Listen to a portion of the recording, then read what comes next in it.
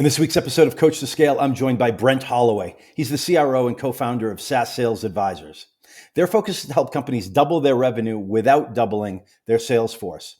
Now, Brent isn't just about growth. He's about smart growth, and he's going to explain why unit economics is the real game changer for sales leaders and why understanding these numbers is absolutely critical.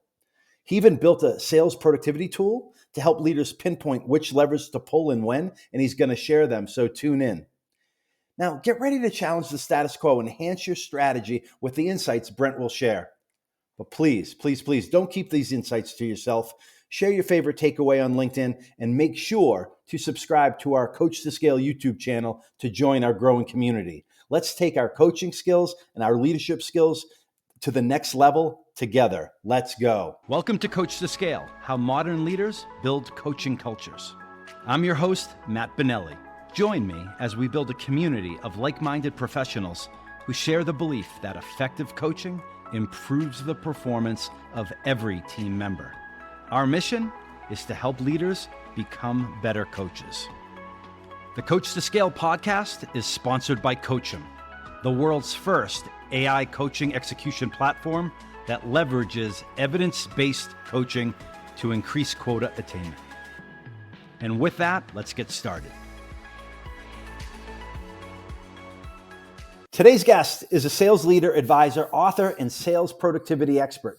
He's honed his skills at some super successful companies like HP, Talend, Harness. Currently, he's the CRO and co-founder at SaaS Sales Advisors. He's also a fellow Stage 2 Capital Limited partner. Brent Holloway, welcome to Coach2Scale. Thanks, Matt. Great to be here. Appreciate it. All right. Hey, I want to get right into it with a MythBuster question, but I love that little vase in the background. What do you got? It looks kind of fancy. Hey, thank you, Matt. Thanks for noticing. So this is something I actually built at UC Santa Barbara in the mid 90s. I graduated in 96. I have a biochem degree of all things. I say it's fitting that it's a BS. Why wouldn't you? Because I'm not using it today. But anyhow, among the science courses, I did take a ceramics course and got 4 units and actually hurt my GPA. I got a B. I thought it was pretty good. I don't know what you think, but I got a B for that. Listen, that's an A+ in my book. I could not do that, but I do remember taking a food science and nutrition class in college that I thought I was going to get an A+ on. That was going to help my GPA. And man, I struggled through that, and it ended up bringing me down. I think I got a B or B- even or something like that. It wasn't good. Yeah. It was like a punch in the face. All right. Now that we have that covered, the important stuff, we'll get into some less important stuff. Let's do it. I want to ask you a MythBuster question, Brent. Yeah. What's a myth in this business? Of coaching and leading salespeople, like building sales teams. What's a myth that you've heard time and time again that you think is misguided or maybe even complete BS? Yeah, it's a good one. I think one that I've seen as a recurring theme in working with startups and scale-ups is that they understand their ideal customer profile. Because when you really dig into it, oftentimes you'll find that they have a cursory understanding of what's efficient and what makes for an ideal customer, both in terms of the next 12 months. There's optimizing for ACV, there's optimizing for LTV. And more often than not, when I dig into it with my clients and with our prospects, we often find that they actually don't have a very good understanding of what ideal customer profile means in their business at a granular level. And that's really what it takes, because one of the myths is that it's a one-size-fits-all ideal customer profile, and it almost never is. The characteristics that are optimized for the enterprise team are often very different than mid-market or SMB, or even between regions. When we dig into the data, oftentimes what produces the most efficient sales cycles in Europe can be very different than Asia Pac and the US and so on. So I'd say that's a myth that we're passionate about addressing and helping companies understand what's truly ideal in their context. You mentioned unit economics, ideal client profile. Let's take a step back for a second.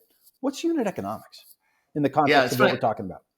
Yeah, I thought it was a fancy finance term early in my sales leadership career, and I dug into it and learned from some really great sales ops people that I worked with. And it's, it can mean multiple things, but at its core, it's the It's the sales velocity formula that probably many of your listeners are accustomed to. It's the volume of opportunities worked multiplied by the win rate, multiplied by the average sales price, and then divided by the average sales cycle length on average. Those are the four key elements of unit economics in sales that help you project how you're going to finish at the individual level, the team level, all the way up to the business level. And I think it's understanding those unit economics that can help you determine whether or not you can scale not only productively but efficiently. So many companies are looking for 4x or 5x return in terms of bookings per rep relative to their OTE or their actual earnings. And what I'm finding is very few companies are actually achieving that level of unit economics, but it's the goal.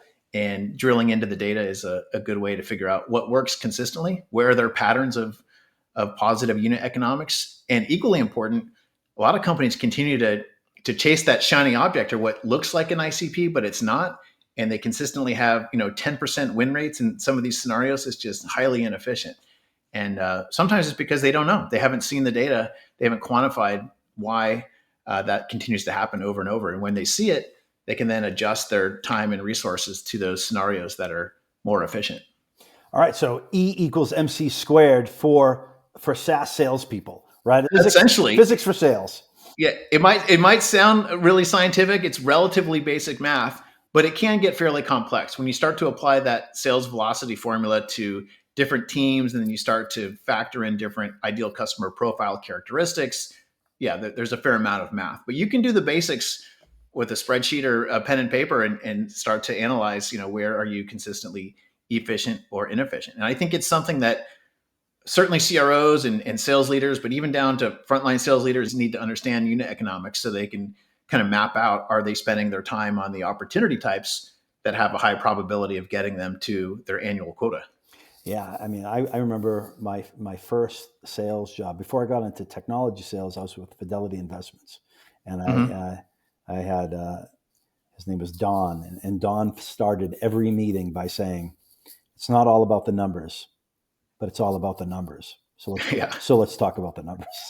Yeah, 100%. That's right. So, and I know you have a calculator that you're going to be kind enough to share with our audience. Yeah. Let's get there in a second. When we talk about the different levers that move that formula, that sales velocity formula, one way or the other, whether it's the number of opportunities, whether it's the win rate percentage, ASP, average sales cycle length, is there one common theme that you see when looking at different businesses in terms of where they have the most significant opportunity for improvement, or is it all across the board? They're all important. They have an additive effect. If you can optimize a couple at the same time, they have this like multiplier effect, which can be really nice. But of the four, I would say, both from my personal experience leading teams as well as the clients that we advise, it's the average sales price that typically moves the needle the fastest, right? It's unlikely that you're going to double your win rate from 20% to 40%, but you can double or even triple your ASP, your average sales price, by focusing on the opportunity types that typically produce bigger outcomes. That doesn't necessarily mean raising your price, by the way. It doesn't even mean necessarily going after bigger accounts, although usually there's some correlation between opportunity size and account size. But there's other characteristics that often produce bigger deals without necessarily longer sales cycles or lower win rates. So yeah, I'd say ASP of the four is probably the one that you can get the most bang for the buck, so to speak, in a short period of time. Okay, and when you talk about increasing ASP by multiples of X, it doesn't have to be raising your price. It's not about necessarily not discounting, much. There are other ways to do that. Yeah, and it might be finding opportunities to slightly increase your win rate, or maybe you get better at doing business case and ROI, so you discount less. But I'll give you an example. At a previous company where I was a sales leader, we really analyzed the data and we looked for the patterns and the signals that led to better outcomes. In our case, it was the growth rate of the companies that we were selling to was one of the really strong signals. It usually meant they had some level of pain, of remaining efficient as they were adding all of these additional employees. So what we found, we put it into buckets. It being the growth rate of the prospects. It was those that were declining by 10% or more, those that were declining from 1% to 10%, those that were growing from 1% to 10%, and those that were growing 10% or faster. Mm-hmm. So among those 4 buckets, those that were growing were significantly more efficient than those that were declining in size. Sometimes it's the opposite, by the way. This is not meant to be like a tip for every business. Like, you got to measure the data in your context to see whether or not it's true in your business. But it was the 10% plus. When they were growing 10% plus, we had the most efficient unit economics, significantly better outcomes, particularly in ASP, because they're not only buying for the current size of the org. This is a user-based licensing model. I know a lot of companies are now shifting away from user-based, but you were basically likely to get a bigger deal size because they were not only covering the current need, but sometimes projecting into the future a bit. And sometimes faster, right? The pain translated to getting 2 benefits at the same time in a less amount of time and a higher win rate. Well, the 3 benefits at once, that seems to be what my clients have wanted over the years. Like, Matt, all we're looking for is more deals, bigger deals, and faster deals. Oh, great. That's it. We can. All right. Well, the more deals is the tricky one. I mean, sometimes, the team needs to row harder, but usually I try to focus on the other 3 elements and not necessarily the volume, unless volume's a problem. If they're only working 5 opportunities at any given time, that's probably not going to pencil out. But generally, I try to save that for last and try to optimize the other elements first. And when you talk about growth, are you talking about revenue growth? That was employee growth. You can also measure revenue growth. Those typically go hand in hand, but not necessarily. So I would recommend looking at both. Yeah. And it's a hard thing to measure, right? A lot of companies say, well, how do I even measure that? I use an AI tool now called Persona. I used to do it manually, like weekend and evening work, but now there's shortcuts, tools like Persona. I think Clay can do it as well, where you can basically ask it. You give it the list of your customers, your wins and your losses, the date that the order came to fruition, and you can say for the 6 months or whatever your sales cycle is, for the months leading up to that close date, what was the growth rate of the business? And then you can do the bucketing that I talked about and really analyze whether or not growth rate was a meaningful signal for efficient sales cycles. Well, you just gave an excellent example to prove the saying that AI isn't going to replace salespeople, but salespeople who leverage AI are going to replace salespeople who don't. Yeah, I like that. Yeah, and sales managers, I would say, in addition to salespeople. But yeah, absolutely. Thank you. The broader context there. I'm glad I asked the question about revenue growth versus headcount growth, because I did read your most recent, I think it was your most recent post, your ICP tip of the week that you put on LinkedIn. By the way, great endorsement, a recommendation. Check it out. Brent puts out some great stuff on LinkedIn where you talked about headcount growth, and I think you're talking about like the different ways to get there, including ICP focus, pain point alignment, decision maker buy-in, and then the business case, right? Like, kind of, I thought you did a really good job of spelling that out. Thank you. Can you love to see the calculator that you've put together. Yeah, let's do it. I'll share my screen. This is off my website. You could do it in an Excel spreadsheet. It's free, so you're welcome to go. It's just SaaSSalesAdvisors.com, and then it's actually the ROI tab, but the first part of it is really just quantifying unit economics. So I referenced earlier the sales productivity formula, also known as the sales velocity formula. It's the number of ops worked times the win rate times the average deal size, or ASP, divided by the sales cycle length. And so you can do this, again, at the business level. You can do it at the team level, the individual rep level. You could do it based on sales motion, right? You probably have very different unit economics for selling new logos versus upsell, cross-sell, expansion opportunities. And so you can look at it from all of these different lenses. But let's just assume for a second in this example that we've got a mid-market team. It may have 20 reps on it. And on average, every mid-market rep on that team works 15 opportunities at any given time. It's over their 90-day sales cycle. They have a 20% win rate, and they have a $20,000 average deal size. So 20% times 15 opportunities worked, that's 3 wins, times $20,000, that's $60,000 every 90 days. That then extrapolates to $243,000 per year. And I see this quite a bit. And this is not efficient, right? Like, typically the mid-market reps have an OTE of anywhere from $150,000 per year to 200 plus. And if they're only producing 243, like that's pretty weak, right? That's not efficient unit economics. So my encouragement would be to consider what are the scenarios where you typically have better than these average starting point unit economics.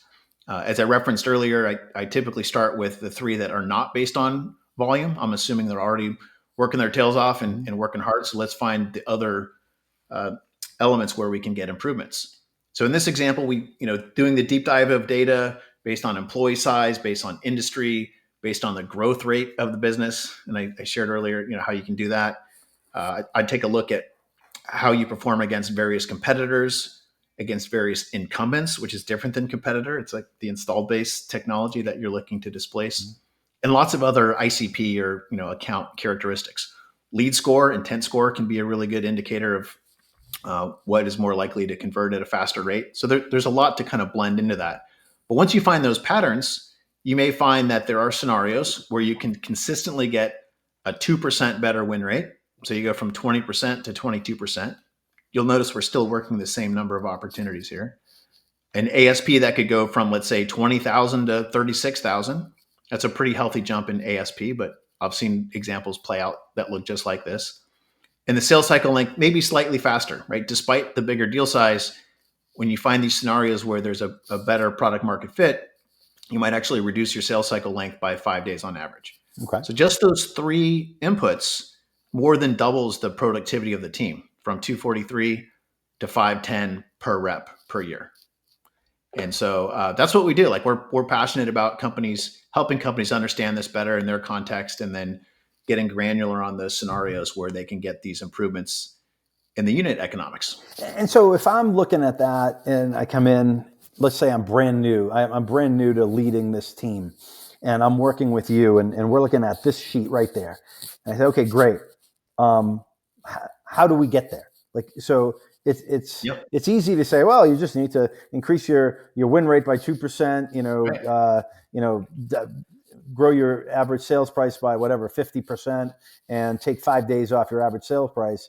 But then like what's a typical process? What's a typical go-to play or process to get the ball rolling?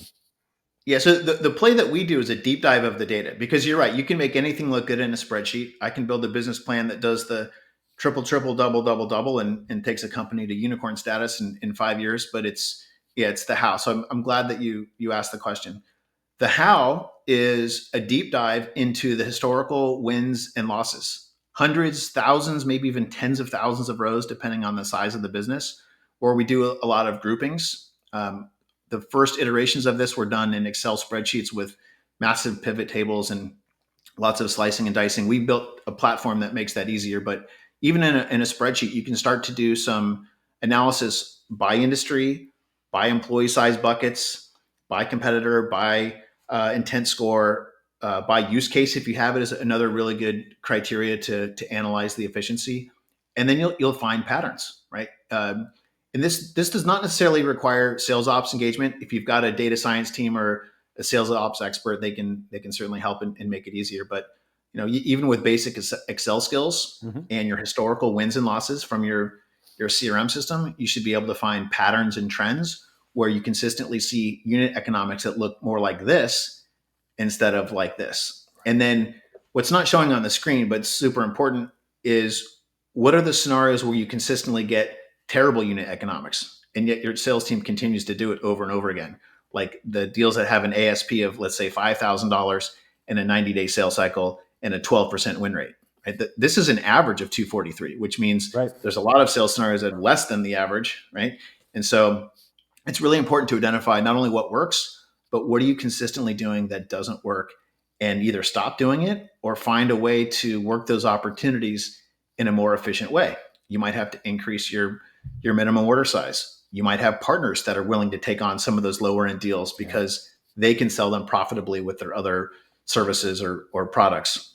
Maybe you stop offering a POV if the order isn't at least X dollars. But it's that level of analytics, starting with your historical data, that can help you. That's the first step in the play, I would say, to answer your question of how do you go from A to B.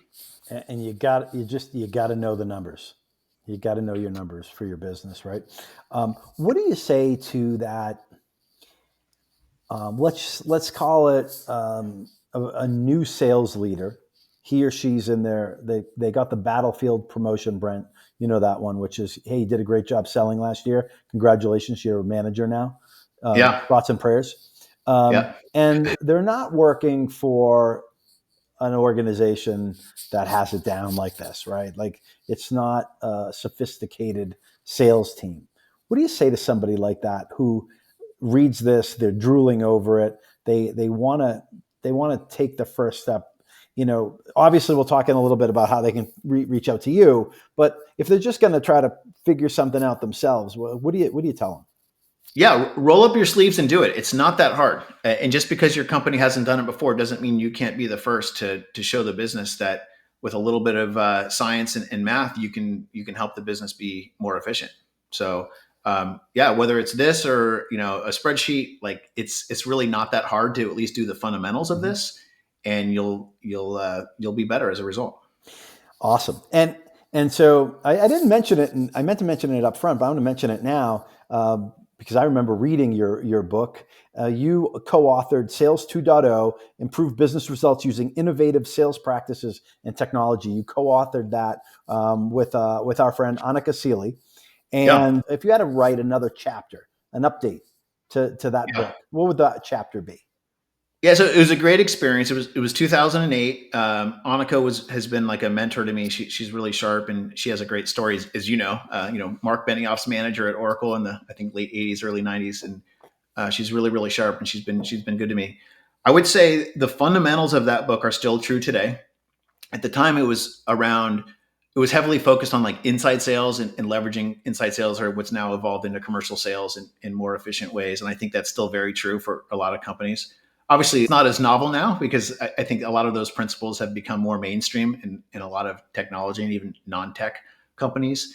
Some of the chapters on leveraging technology were, pretty basic. Using WebEx to minimize the number of on-site meetings in a sales cycle. Although that's a dangerous one, by the way. Let me double click there for a second. I've studied that, and it's hard to do apples to apples, but on-site still matters, even post-COVID, right? Like Yeah. the success rate of deals goes up when you have an on-site face-to-face visit. Now you got to factor that into the unit economics. How big does the deal need to be to justify a trip? Can you see multiple clients on a trip and all that kind of stuff? But a lot of the principles of the book were about being more efficient, both in terms of teams and practices and technology. But the new chapter would probably focus on tech, right? AI wasn't a thing back then. There's just so much advancement in technology from then to now that we could write multiple chapters on about how to help your teams be more advanced leveraging technology, not just AI. So, like, let's just stick on AI topic for a second. If we're talking to the sellers, well, if no, whether it's the sellers or the sales leaders, you pick. What is something a good way to leverage AI that many people may not be thinking about yet? Yeah, I mean, I use Perplexity all the time. Just this morning, with one of the founders that I advise, we're building a business case for one of their clients, and we're trying to make it very tailored to their business. And so, in their case, part of the value, it's Notify, by the way. They're a stage 2 funded company in San Francisco. They're in the facilities optimization space. CMMS is the other category name, computerized maintenance and management software.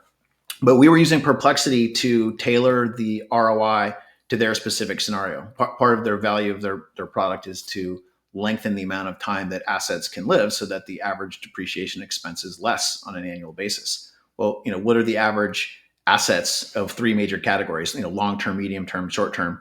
Like it could have taken hours to do that research on annual reports or manually in Google just a year or two ago. But with Perplexity, you get really rich answers in like seconds. And so that's just one of so many examples, right? But we've used it to help build business cases and hypotheses around what might resonate. Like what are some of the, like it'll analyze your business and apply it to what's going on in their business and what might be relevant at this time. So I love use cases like that. And boy, I'd have to think more. There's probably a million other great use cases to facilitate salespeople. Excellent. Thanks for sharing that. That's the type of thing. Like people, that the type of community that we want to build here, people who want to get better, and just Yep. tough, right? Like it's, how do I just get an edge? How do I get something to sink my teeth into that's going to make me better than I was yesterday and be able to outrun the competition? a little bit better. But Yep. Brent, what's a painful lesson that you've learned in this crazy business over the years that's helped Yeah. shape, who you've become as a leader, as a co-founder, Yeah. Yeah, good question. Made lots of mistakes along the way. I would say sort of the most exciting periods of my career were when we were scaling fast, and there were certainly some mistakes along the way that I've learned from and might be useful to your listeners. Um, there's been times when the up and to the right. My experience at Talent was great. It was a 7-year run. My team grew from 5 to 52 sellers. We went 2 million to 70 million in ARR in that business unit. So on average, it was an up and to the right. But there were certainly times when we grew too ambitiously. And I would say a lesson learned: sometimes when you grow too ambitiously, that turns into some form of a riff 6, 12, 18 months later.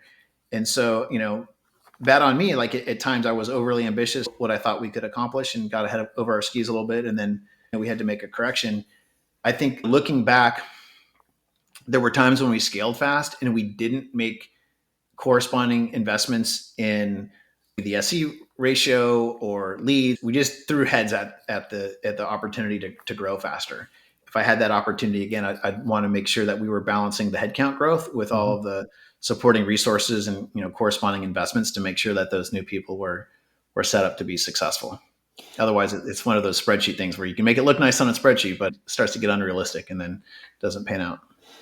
So Brent, super helpful. We're talking a lot about sales productivity, and you're known for being a sales productivity expert. And it's super important to be productive. But where does that make salespeople more effective? Because just because I can make more calls, I can identify who to call better. It'll help me fish where the fish are. Brent, It doesn't mean I'm going to show up better for my prospect, right? Yeah, really well said, Matt. I've been probably overly focused on the tools, the science of scaling. But how you show up, I think the selling skills are equally important. And a lot of that comes down to the coaching that they get from their frontline manager. But yeah, absolutely. All the tools in the world, all the science in the world isn't going to make that sales rep effective if they're not asking the right questions and having the right type of experience with their customers and their prospects. There's so much to that. I'll give you a quick example here that comes to mind. I recently read The Qualified Sales Leader, a John McMahon book that a lot of people have enjoyed. And I'm recommending it to some of my clients, or at least several parts of it. As one example, John talks about when going into a proof of value, the importance of having the economic buyer engaged in the success criteria before you go into the POV. And I've seen this play out, and I absolutely think it's true. I think it's not easy to get the economic buyer in that meeting necessarily, but it's better than the alternative of doing POVs where you don't know what he or she really cares about. Your probability of winning is less. Your probability of needing to do an extension because you didn't get the EB's success criteria up front are much higher. So I think there's a lot of examples like that. It's about the approach and what you say and what you do that falls into effectiveness that's different than productivity. Ultimately, it shows up in your win rate and your average deal size. But the selling skill is super important. And it's just not something that we focus on as much in our business. We do elements of it, but we're more focused on the science of scaling part of things. So Brent, what would you say to that client who responds to the question about POVs, where they say they'll do a POV for just about anybody who asks? Yeah, interesting. I do see that, especially for founder-led sales, and maybe they're just migrating to their first sales team, where it was a critical part of their sales motion, and that's how they got most of their wins. And that's fine, right? A lot of these founders are getting to $500,000 or maybe $1 million in ARR, which is great, but they did it inefficiently. They did it with a lot of POVs and $5,000 wins, and good for them, right? That helped them prove product market fit. But as Mark Roberge talks about in the science of scaling, when you go from product market fit to go to market fit, now all of a sudden unit economics really matter. So to that founder that asked that question, Matt, I would say you can't do it anymore, right? If you want to have efficient go to market, fit in unit economics, you can't do a POV for everybody. And so through a deep dive into the data, you'll find out, what are the scenarios where it's still efficient to do a POV. POVs are often resource intensive with not only the reps time, but SC time and other people. But almost certainly have to stop doing POVs for everybody if you want to be efficient and get to that next level. And what's an acceptable win rate if you're focusing on in the cycle where POVs are done? Yeah, at that point, you should be winning at least a third, in my opinion. And some would argue probably even higher. If you're not winning a third of your POVs, you're probably going to be inefficient, because if you're only winning, let's say 15, 20% of your POVs, and yet you're putting that much time and resource into it, unless you have a high ASP or really high volume, you're unlikely to produce the 500K plus for mid-market or $1 million plus for enterprise AEs. So that's my quick and dirty thought on that one, is at least a third, but preferably closer to 40 or 50%. Amen to that. So Brent, you're the co-founder of SaaS Sales Advisors. Can you tell the audience, what does SaaS Sales Advisors do, and what do you love about doing what you're doing now? Yeah, our mission is to help sales leaders and founders double their sales without doubling their sales team. Right? And that's kind of the quick summary is how to grow efficiently, because most companies don't have the luxury of just continuing to add salespeople to grow at a linear rate. They got to have some level of productivity enhancement in addition to headcount growth to get to the desired outcomes. So as mentioned, I'm really passionate about software sales and helping companies be more efficient and more productive, and applying the science of scaling principles that I've learned from Mark Roberge and Stage 2 Capital and others. What I'm really excited about is developing this ICP product. Right? It's one of our offerings. It's a pseudo service / ICP platform today, but we're going to put some real effort behind it this year in 2025. It's really only been in the market for about 6 months. My first client paid me for the Excel version of it, and we've now got a real fancy business intelligence platform interface on it, and it's starting to do some things that you can't do in Excel. I've been fortunate to partner with Chris Kloss is my chief engineer. I worked with him at Talon, where he was our data science leader. He has experience at private and public companies, and so we're going to build something here, and we'll see where it goes. Like, I'll tell you a quick story that I thought was sort of interesting. I talked to the CEO of a RevOps platform who recently announced that he's basically shutting down his business. He raised $6 million, and they got to some level of product market fit, but it wasn't going to scale the way they thought it might. And it was kind of him to be so forthcoming on LinkedIn, and he took a call with me, and I asked him about it. And his feedback was, you might find it's easier to sell a $30,000 service that delivers the same value and outcome as a $10,000 subscription that essentially does the same thing. And his reason for saying that was, there's so much tech stack debt out there. There's so many tools, like so many companies are trying to consolidate vendors and reduce their spend, that you might find that. So I'm going to test it. We're going to offer this ICP platform both as a service and as a subscription, and companies can choose what makes the most sense for them. But I just thought that was interesting, and we're all facing a very competitive market, and of course we got to position the value that we provide. But maybe there's an opportunity for services. I know it's not as sexy, right? Like all these software companies want the valuation multiples on their software revenue, but maybe there's something around the services front end that will ultimately enable the subscription on the back end. We're going to test it. Yeah, it's great when people are willing to offer that advice. LinkedIn's really good for that. So good for you for hunting that down. So Brent, we're the Coach2Scale podcast. We care about, we're trying to build a community of people who care about coaching and developing people, helping managers be better coaches. And a lot of the things that you're doing now help further that process, which is why I was excited to talk to you here.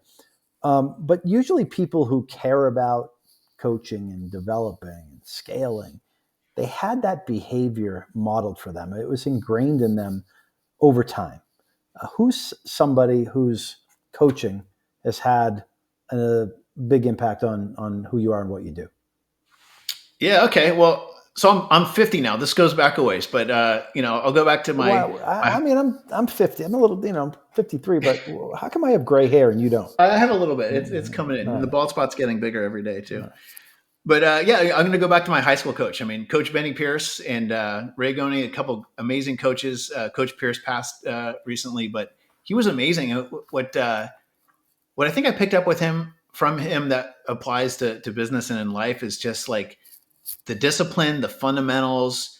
It's not just working hard, but working smart. Like we were known as the team that we had very few Division I athletes, but we were a very good team. And we played in the CCS championship game my junior year against Sarah High School, where Tom Brady went. Yeah. He's a few years younger than I am, so unfortunately he wasn't on the field. But like we were, like overachievers, and it was because of, I think, the great coaching and his sincere interest in helping people, be better. And he was incredible. One of the winningest high school coaches in California history. He's since been surpassed, but incredible coach and leader. On a business front, I've been fortunate to have several very good managers, mentors. We mentioned Annika earlier. She's been really good. Brad Stratton's another name I'll throw. I don't know if Brad's listening or not, but he's been really good to me in my career. We worked together at a few companies, and people like Brad really take an interest in helping their people be better. He's very authentic, not afraid to challenge you, but always in a way that he knows that that he cares about you and wants you to get to a good outcome. Doesn't just tell you what to do. Yeah. He'll guide you, I think, with questions, sometimes difficult, challenging questions about understanding your options. I don't know if Brad followed the GROW framework, but that's something that stuck with me my time at HP. We had like a 3-day offsite, and we really dug into the GROW framework: goals, reality, options, and way forward. And I think I've implemented, elements of that. Some of the people that have been really influential in my career, knowingly or unknowingly, implemented some of those GROW principles. And so what's one, when you think about like GROW, because that is a really solid framework, and just in general, like any framework that you can leverage is going to help. It's like a diet. If you want to lose weight and you want to go on a diet, like anyone will help. Just find one that works for you and stick to it. Right? It doesn't have to be the best, but like when you think about like the GROW framework, what's something, where is that stuck with you in your career? Yeah, I'd say probably the O of GROW, or the options, where maybe before going through that training, I would just quickly analyze a problem and just think of a potential response and just go for it. I think GROW, if you follow it, you pause for a minute and you really think about your option. It's the measure twice, cut once approach to things. And that really stuck with me. So if it's an important decision, I'm not going to feel rushed. I'm going to pause. I'm going to breathe. I'm going to think about options. Maybe ask some other people, how else might you attack this problem, or think about this? And if it's important enough of a decision, it's worth the time to really think about 2 more options that you didn't even initially come up with. Yeah, so it's good to have options. Brent, if you could read a book, listen to a podcast, et cetera, on the topic of leading, coaching people, developing, what would that topic be and why? If you had to give a TED Talk on one topic what would it be and why? Oh man, probably something around overcoming adversity. Sales is so brutal, right? It's so hard. I've been fortunate in my career to have mostly good years, but certainly several years below quota. And all the selling skill and technology in the world doesn't matter if you don't have resiliency and the ability to get up after you've been knocked down or had a tough quarter or even a tough year. So I'd probably string something together around overcoming adversity. And just about everybody's has adversity, and some people are running into adversity, Brent, for the first time, right? They're newer in their career, and they had as younger people, they were very successful. They went to college, they went to great colleges and got good grades and excelled on the sports field or whatever, and then they get into this crazy profession of sales, and they experience adversity and rejection for the first time. What do you say to that person? Yeah, it's part of the game. It's part of the process. Accept it, of course. Do your best, but just simply, walking them through examples, whether it's my own personal example or other people that I know that have had, a rough stretch, that they valued the career, that they were doing it because they liked the work and the control over their destiny. And I think when you hear it and you see examples, you might be more willing to accept that's part of the process and not give up, because otherwise someone had nothing but success and then 2 years of failure out of college, maybe this isn't for me. It scares a lot of people out of this business, which is unfortunate. And I wonder, do you think leaders would benefit the company, would benefit the team, and it would benefit the individual for them to share, stories of failure and how people Yeah. became failure preemptively, so that people didn't feel like they were the only one that's ever failed in the business. I think that's being honest and authentic, and that's really good. So the examples should help, but probably the most important part of this is the coaching about how to change to be more effective going forward, so that you're now likely to be on a path to success. I mean, I struggled a bit in my first couple of years, and had some good mentors that just made me better. They told me which books to read, and so it was a combination of the encouragement that yes, it's hard, but a lot of us struggled in our first year or two, and then we got better. But what to do about it? So I really dug into, like, I remember reading one of my mentors, Greg Carter. If you're listening, Greg was good to me as well. So he recommended Miller Hyman's Strategic Selling, which I think is still very relevant today as it was in the late 90s when he first recommended it to me. And I remember thinking, like, boy, it's a lot of people to keep track of. Like, I was single threading my deals. I was doing a sales rep rookie mistake 101. I had like one core contact in my deals, and I didn't think to, spread my engagement with all the other buying influences. And I remember, like, this is a lot of work. It's less work than trying to win a lot single threading your deals. Like, this is good selling. And so that was very eye opening to me. And that's where good coaches come in. They identify what the rep could be doing better and make recommendations and help them fix those problems.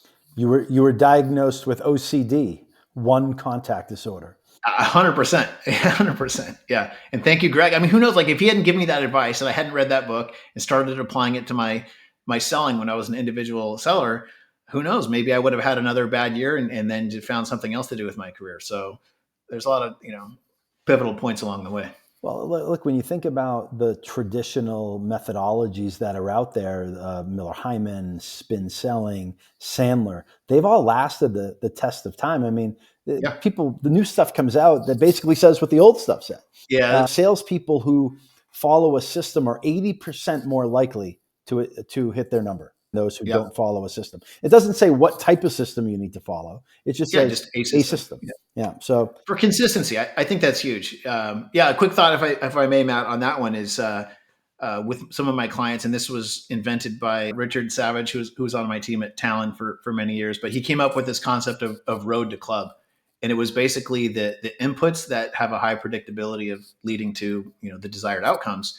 And it had to do with the activities in the right sequence, in the right order, and goals that you would track on a regular basis. And we would review it as a team. And I know a lot of companies do this to varying degrees, but it was very, there's a lot of math behind it to take into account the conversion rates and all the things that needed to happen. But to the rep and to the BDR team, it was very simple. It was just, a set of core KPIs that they would really double down on. So when you said to having a system or a process, that made me think of that. And it was very highly correlated to success. So that the people that did well on road to club actually went to club at a very high rate. So I love what you shared there about having a system and a process. Awesome. Yeah. It's amazing how that works. The people who did this had better results, right? It's like, yeah. In hindsight, it's don't wing it. Yeah. Don't wing it. Simple, but not easy. Simple, but not easy. Right. Well, Brent, I think that's a really good place to leave it. We talked about the road to club. We talked about the economic buyer and the qualified sales leader and being able to talk the language and the importance of having a tool like the sales productivity optimizer and focusing on your ICP and unit economics. I mean, we talked about a lot of stuff, but if you just peel back the onion and focus on simple ways to get started, I think it yields tremendously positive results. So I really appreciate the time you took with us today and the wisdom you shared with me and our audience. Thank you, Matt. I enjoyed it. I really appreciate it.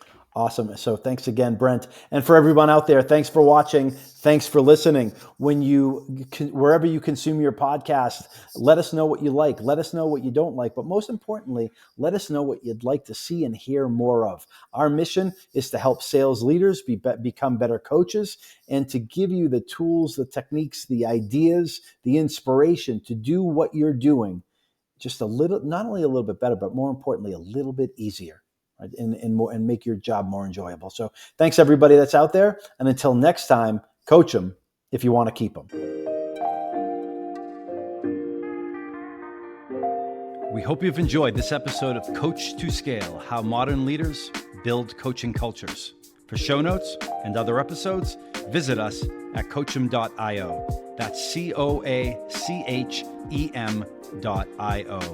And follow us on Twitter at CoachemNow. See you all next week. Thanks for joining. And remember, coach them if you want to keep them.